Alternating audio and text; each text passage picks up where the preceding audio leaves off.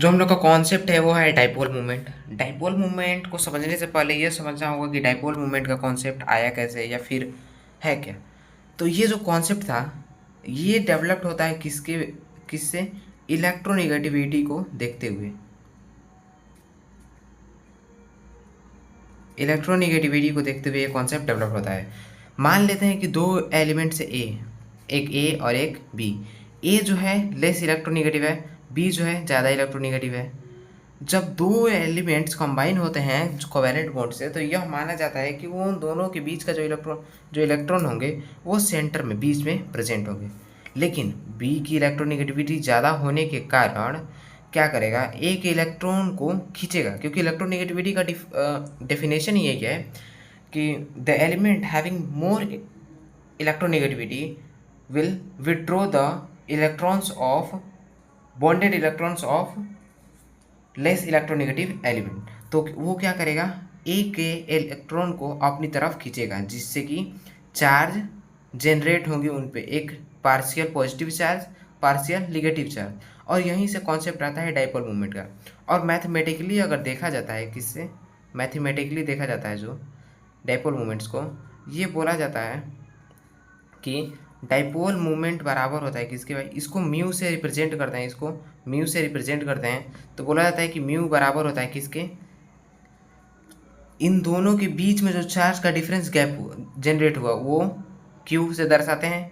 उसके बाद इन दोनों एटम के जो कंबाइनिंग एटम है इनके बीच का जो डिस्टेंस आर है उसका मल्टीप्लिकेशन, यही होता है डाइपोल मूवमेंट्स का मैथमेटिकल टर्म। अब इसका यूज़ होता है बहुत सारे जगह में कि डाइपोल मूवमेंट आखिर यूज कैसे होगा, आखिर क्या ज़रूरत है हमको पढ़ने का। तो इसको अधिकतर जगह हम लोग यूज करते हैं बहुत सारे कंपाउंड्स में, जैसे कि उनकी पोलैरिटी, पहला नंबर तो उनकी पोलैरिटी को जानने के लिए। पोलैरिटी की मतलब वो एलिमेंट जो है पोलर है कि नॉन पोलर है। पोलर देखा जाए कि पोलर या फिर नॉन पोलर। अब नॉन पोलर और पोलर क्या होते हैं, जिनमें माना जाता है कि जो डाइपोल मूवमेंट है जिनमें जीरो ना हो, जीरो के बराबर ना हो, वो पोलर होगा जिस पे कि कुछ चार्ज होंगे। और नॉन पोलर जिनमें डाइपोल मूवमेंट जीरो हो जाए, डाइपोल मूवमेंट जीरो हो जाए तो वो नॉन पोलर हो जाएगा।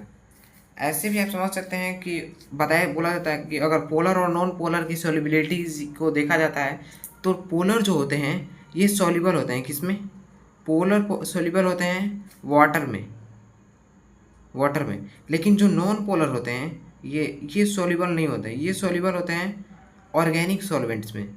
ये वाटर एक यूनिवर्सल सॉल्वेंट्स के नाम से भी जाना जाता है।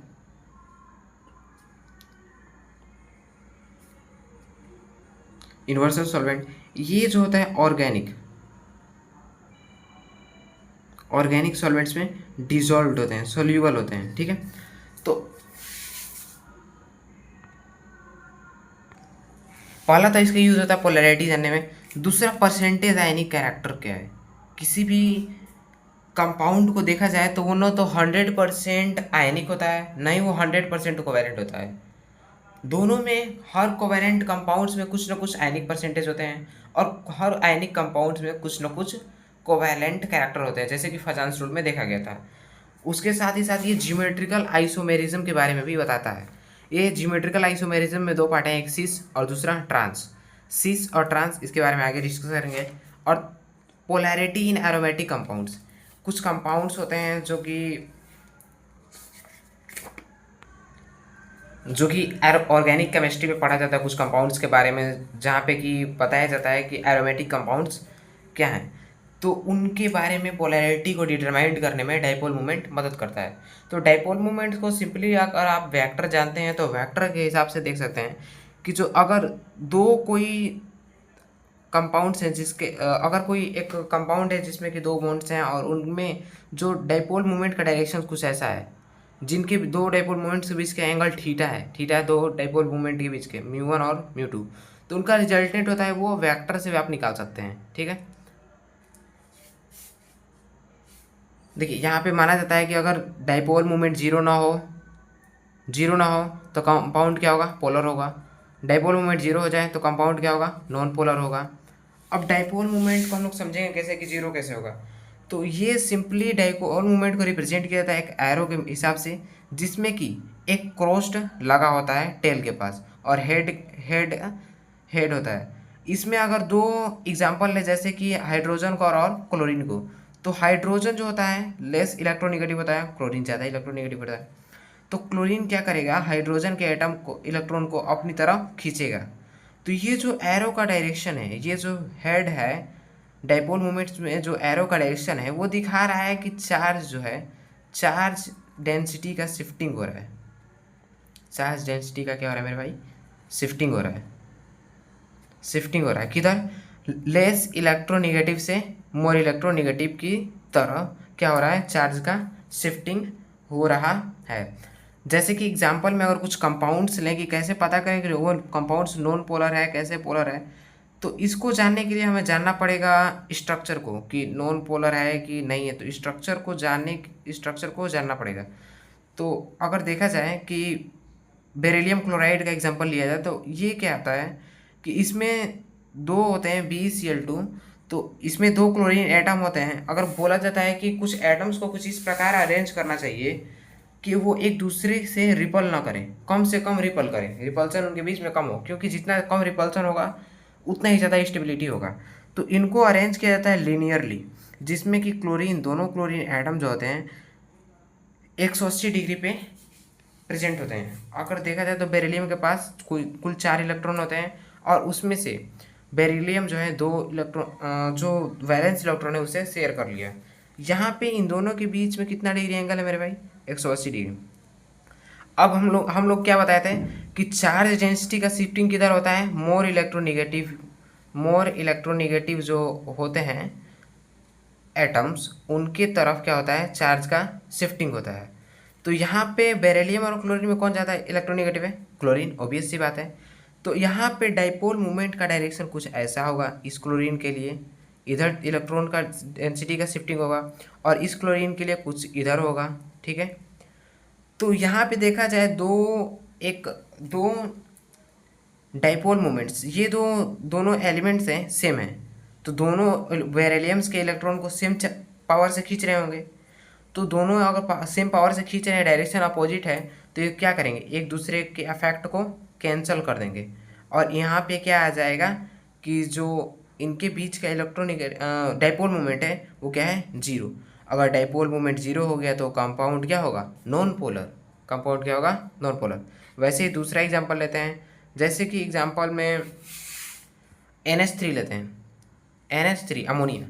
तो NH3 में देखा जाए तो इसका स्ट्रक्चर, सबसे पहले तो आपको स्ट्रक्चर जानना चाहिए। एक बेसिक स्ट्रक्चर जो होता है उसको समझे बिना अगर डाइपोल मूवमेंट को समझेंगे तो ज़्यादा दिक्कत होगा। स्ट्रक्चर अगर आपको पता होगा तो डाइपोल मूवमेंट कैलकुलेट करने में आसानी होगा। तो NH3 जो है, अगर NH3 का केस लें, किसका, NH3 का, जिसको हम लोग अमोनिया भी कहते हैं, तो अमोनिया का स्ट्रक्चर कुछ टेट्राहेड्रल शेप का होता है, जिसमें हाइड्रोजन कुछ इस प्रकार अरेंज्ड होता है, और इसके पास दो लोन पेयर इलेक्ट्रॉन होते हैं। तो नाइट्रोजन ज़्यादा इलेक्ट्रोनेगेटिव है किसके, हाइड्रोजन के कंपेरेटिवली। तो यहाँ पे बॉन्ड के पोलैरिटी का डायरेक्शन जो होगा वो हाइड्रोजन से नाइट्रोजन की तरह होगा, हाइड्रोजन से नाइट्रोजन की तरह, हाइड्रोजन से नाइट्रोजन की तरह। और जो ये लोन पेयर है वो हमेशा क्या करता है, आप जो डाइपोल मूवमेंट्स होता है इसके बीच का जो पोलैरिटी होता है वो हमेशा लोन पेयर की तरफ टेंड करता है, लोन पेयर की तरफ जाता है। अगर देखा जाए तो यहाँ पे सब एक ही डायरेक्शन में लग रहा है, तो अगर वेक्टर सम किया जाएगा चारों का तो कुछ ना कुछ तो इनका क्या आएगा, अफेक्टिव जो डाइपोल मोमेंट्स है कुछ ना कुछ तो आएगा जो कि ऊपर के डायरेक्शन में होगा। तीनों को सम करेंगे और ये भी एक सम हो जाएगा वेक्टर सम से, तो कुछ ना कुछ तो इनका डाइपोल मोमेंट आएगा। ये नहीं पता कि कितना आएगा, तो इससे साफ पता चल रहा है कि इनके बीच की जो डाइपोल मोमेंट होगी जीरो के बराबर नहीं होगी, वो नॉन जीरो होगी, मतलब कि ये पोलर कंपाउंड है अमोनिया। ये हो गया पोलैरिटी कैसे हम लोग कैलकुलेट करते हैं किसी भी कंपाउंड्स में, ठीक है। जैसे कि यहाँ पे हम लोग देख सकते हैं, यहाँ पे H2O के बीच का भी पोलैरिटी निकाला गया है। जैसे कि हाइड्रोजन और ऑक्सीजन एक एक सिंगल बॉन्ड से कनेक्टेड होते हैं। ऑक्सीजन ज़्यादा इलेक्ट्रोनेगेटिव, हाइड्रोजन के इलेक्ट्रॉन को अपनी तरफ शिफ्ट कर लेगा, और यहाँ पे दो इसके पास लोन पेयर हैं, ठीक है। यहाँ पे लोन पेयर है, तो इसका जो इफेक्टिव डाइपोल मोमेंट होगा वो एक डायरेक्शन में आएगा जो कि जीरो नहीं होगा, इसीलिए ये पोलर कंपाउंड्स है। ठीक है, जैसे कि क्वेश्चंस कभी कभी आते हैं कि कैसे NH3 और NF3 के केसेस में क्यों NH3 का डाइपोल मोमेंट ज़्यादा होता है एज कम्पेयर टू NF3। तो देखा जाए तो फ्लोरीन जो है नाइट्रोजन से ज़्यादा इलेक्ट्रोनेगेटिव है। इसका स्ट्रक्चर टेट्राहेड्रल शेप होगा जिसमें एक लोन पेयर, ये जो होंगे ये फ्लोरीन नाइट्रोजन से कनेक्टेड है, मोर इलेक्ट्रोनेगेटिव, नाइट्रोजन से ज़्यादा इलेक्ट्रोनेगेटिव कौन है, फ्लोरीन। तो ये क्या करेगा, चार्ज की डेंसिटी को अपनी तरफ शिफ्ट करेगा, और ये जो इलेक्ट्रॉन यहाँ पे दिख रहा है लोन पेयर में, ये अपनी तरफ शिफ्ट करने का प्रयास करेगा, अपनी डाइपोल पोलैरिटी इधर दिखाएगा, बॉन्ड की पोलैरिटी इधर दिखाएगा, और इनमें बॉन्ड की पोलैरिटी अपोजिट। तो यहाँ पे कुछ कैंसिलेशन होगा, जीरो तो नहीं आएगा बट कुछ कैंसिलेशन आएगा, जिससे कि इसका ओवरऑल जो डाइपोल मोमेंट, इसका ओवरऑल डाइपोल मोमेंट होगा वो कम हो जाएगा as compare to NH3। NH3 के केस में क्या होता है कि हाइड्रोजन जो होता है नाइट्रोजन से जुड़ा होता है, जो कि hydrogen less electron positive negative है, तो इसके कारण हाइड्रोजन की इलेक्ट्रॉन जो है शिफ्ट हो जाती है किसके, नाइट्रोजन की तरफ, और ओवरऑल इसमें क्या होता है, एडिशन हो जाता है, जिससे कि इसके कंपेरेटिवली इनका जो है डाइपोल मोमेंट ज़्यादा होता है। ठीक है, अब कुछ तरीका है कि कैसे एक कुछ ट्रिक्स क्या हैं कि डाइपोल कैसे पता करें कि कोई भी एलिमेंट्स जो है ज़्यादा पोलर है या फिर कोई एलिमेंट्स कम पोलर है, जिसका डाइपोल मोमेंट किसका ज़्यादा है, किसका डाइपोल मोमेंट ज़्यादा नहीं है। तो इसके लिए एक ट्रिक है कि सबसे पहले कोई भी कंपाउंड दिया हो, कोई भी कंपाउंड हो, सबसे पहले आप उसमें चेक कीजिए, क्या उसके लोन पेयर को चेक कीजिए कि किस कंपाउंड में सबसे ज़्यादा लोन पेयर सेंट्रल एटम के पास, किसके पास, सेंट्रल एटम के पास, मेरे भाई सेंट्रल एटम के पास किसके पास सबसे ज़्यादा लोन पेयर हैं। जिसके पास ज़्यादा लोन पेयर होंगे वो ज़्यादा इलेक्ट्रॉन जो उसका ज़्यादा डाइपोल मोमेंट होगा। उसी के साथ दूसरा केस, पहला स्टेप तो लोन पेयर, दूसरा स्टेप क्या देखना है, दूसरा स्टेप देखना है कि इलेक्ट्रोनेगेटिविटी डिफरेंस। अगर जो एटम है सेंट्रल एटम में और फिर जो सराउंडिंग एटम है उनके बीच की इलेक्ट्रोनेगेटिविटी डिफरेंस, इलेक्ट्रोनेगेटिविटी जो है वो डिफरेंस जो है ज़्यादा होता है, जिसमें ज़्यादा इलेक्ट्रोनेगेटिविटी डिफरेंस होगा वो ज़्यादा पोलर होगा। अब आते हैं दूसरा टॉपिक पे कि कैसे परसेंटेज एनी कैरेक्टर को कैलकुलेट करेंगे।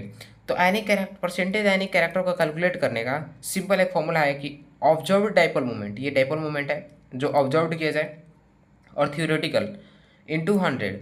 अब थ्योरेटिकल जो होता है बेसिकली क्या होता है, हम लोग को थ्योरेटिकल जो होता है कैलकुलेट करना होता है, कुछ वैल्यूज़ दिए रहते हैं, जैसे कि उसमें दे देगा, जैसे कि इसमें कुछ देखिए लेंथ दे दिया, उनके बीच का चार्ज के बीच की क्या दे दिया है, डिस्टेंस दे दिया है, और चार्ज पे ये तो हमको पता है कि एक इलेक्ट्रॉन जो होता है, एक इलेक्ट्रॉन इसका कितना चार्ज होता है, -1.6 इंटू 10⁻⁻19 कूलम्ब होता है।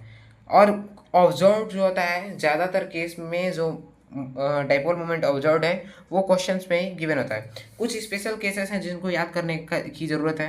पहला तो स्पेशल केस ये है कि जो कार्बन CH4 होता है, जो CH4 होता है, मीथेन हम लोग जिसको बोलते हैं CH4, तो इनमें क्या होता है कि हम लोग क्लोरीन को जब एडिशन होता है क्लोरीन का, तो ये स्लोली क्या होता है, ये एक एक क्लोरीन का एडिशन होता है, सब्स्टिट्यूशन रिएक्शन बोलते हैं,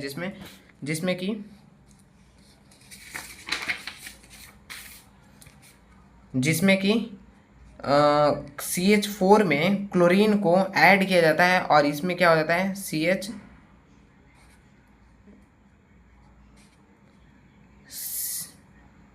CH3Cl, इसमें क्लोरीन का एडिशन होता है और हाइड्रोजन का क्या होता है, यहाँ से निकाला जाता है, हाइड्रोजन को निकाला जाता है, इसको बोलते हैं सब्स्टिट्यूशन रिएक्शन।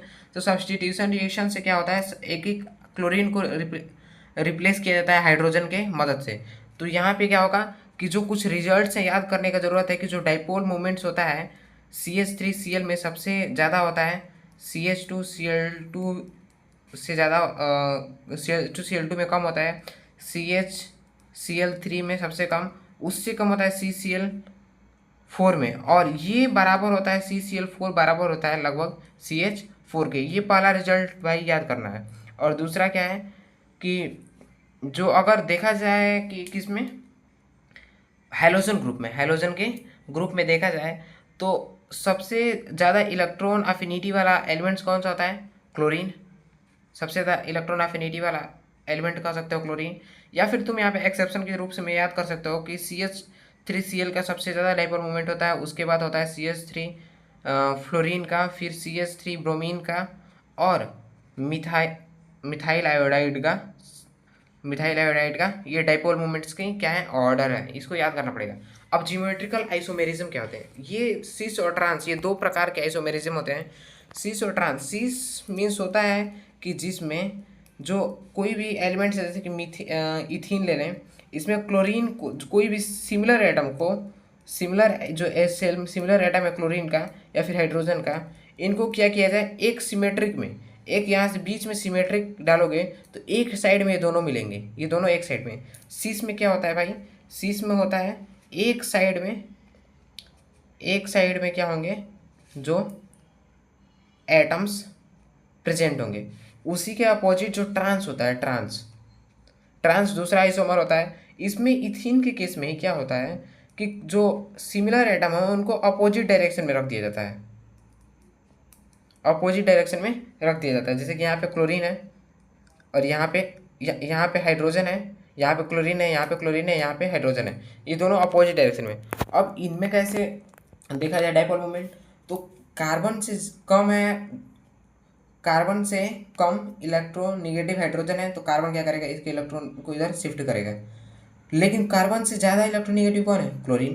तो यहाँ पे डाइपोल मोमेंट की डायरेक्शन यहाँ होगी। सिमिलरली इसमें भी, इस केस में भी। तो इस केस में देखा जाए तो इसमें मोस्ट ऑफ द सेंस क्या बन रहा है कि ये लोग जाके कैंसिल नहीं कर रहा है एक दूसरे को, कुछ ना कुछ एडिशन हो रहा है, यहाँ पे ऐड होते जा रहा है। तो यहाँ पे तो पता चल रहा है कि भाई सिंपली यहाँ पे क्या, जो डाइपोल मोमेंट होगा वो जीरो नहीं होगा, जीरो के बराबर नहीं होगा। इस केस में आते हैं तो यहाँ पे देखा जाए तो ये दोनों अपोजिट डायरेक्शन में प्रेजेंट होते हैं। तो कार्बन से ज़्यादा इलेक्ट्रोनेगेटिव क्लोरीन, तो डाइपोल मोमेंट का डायरेक्शन ये, यहाँ पे डाइपोल मोमेंट का डायरेक्शन कुछ इस प्रकार, और हाइड्रोजन का डायरेक्शन कार्बन की तरह डाइपोल मोमेंट का ये, फिर ये। यहाँ पे देखा जाए तो सब अपोजिट होते हैं, ये इसके अपोजिट होता है, ये इसके अपोजिट होता है, और ये सब एक दूसरे को कैंसिल कर देते हैं। तो इनमें जो डाइपोल मोमेंट होता है ये जीरो होता है, डाइपोल मोमेंट जीरो होता है। ये सिमेट्रिकल प्रेजेंट होता है, डाइपोल मोमेंट जीरो होता है। तो ये होते हैं ट्रांस, ये क्या होते हैं? ट्रांस। और ये क्या होते हैं?